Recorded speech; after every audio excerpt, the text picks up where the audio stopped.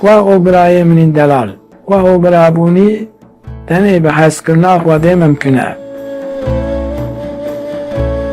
Çawkaniya hezkirinê çi ye? Xwedê Teala ye. Yunus çi dibêje?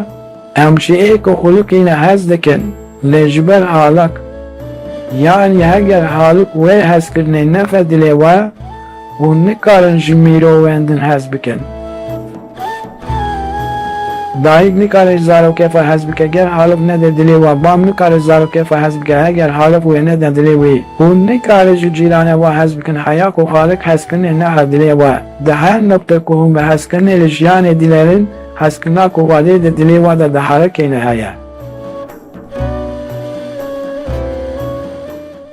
Em bi hezkirina her kesî serbilindin, kî ne bawermend be ateîst be fek nake, wekî ku Mevlana gotiye.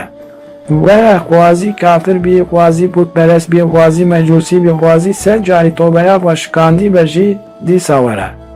Ev dergah ne dergaha bê hezkirina ye. Ev dergah dergaha wan kesên ku dixwazin xwe bikênin Xwedê ye. Ji çilo bî wilo were.